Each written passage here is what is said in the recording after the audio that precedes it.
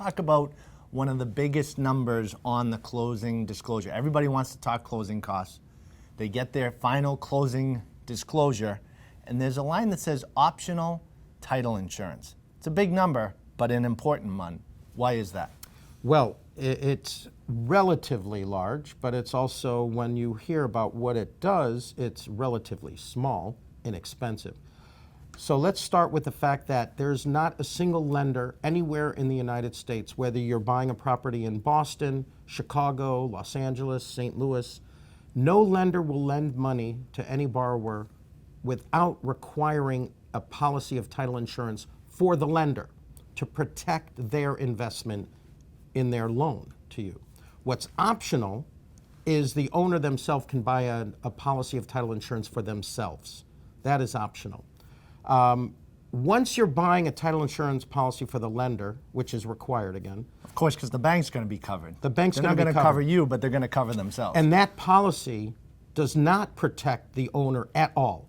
It only protects the lender, and it's only protective in certain circumstances.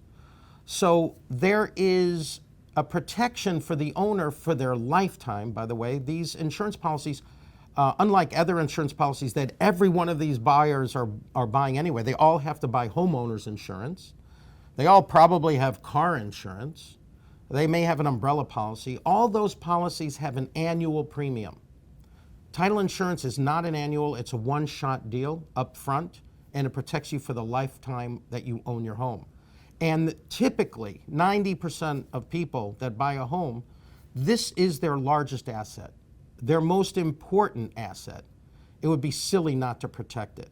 I'm sure you get this all the time, yet. So you're at the closing table. What can really happen? Okay, I'm glad you asked that.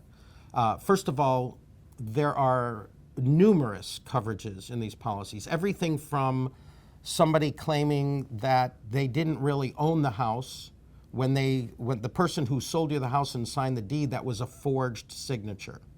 It could be earlier in the chain of title that the property passed through somebody's probate, and one of the grandchildren who was an heir was never contacted, and now they come out of the woodwork. The one that everyone thinks it protects is not typically what happens, which is this complete major Native American comes up and says, this is our ancestral burial site, we want our property back. Sure, that could happen, but that's not the purpose to buy title insurance. The perfect example is, and by the way, people don't know the status of their title as they live their life in their home. A husband doesn't tap his wife on the shoulder one evening and say, honey, I wonder how our title is. People just don't look at their title unless one of two events occurs, and that is refinancing the property or selling the property. Both of those have time-sensitive nature, of a time-sensitive nature. So the typical problem I see, and I will tell you anecdotally, believe it or not, no less than 40% of deals have these title glitches. It could be that the prior owner had a mortgage with ABC Bank.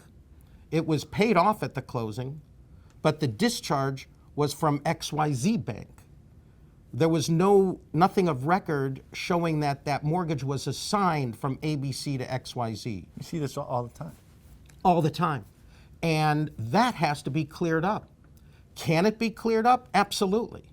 But hey, I'm closing in 3 days. I just found out about this. Well, I'm not going to be able to get that in 3 days. It may take 30 days, may take 60 days. That's where title insurance steps in, say, no problem, we'll take care of getting the assignment. In the meantime, you go ahead and close. We will authorize what we call a clean policy, meaning you are all set. The owner's policy, I can only put it in one phrase. It's a no-brainer.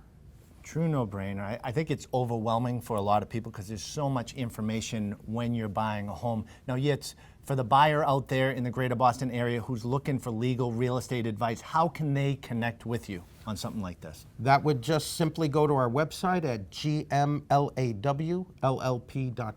Thank you, Yitz. And remember, we have more real estate tips just like this one with Yitz on our page on boston.com.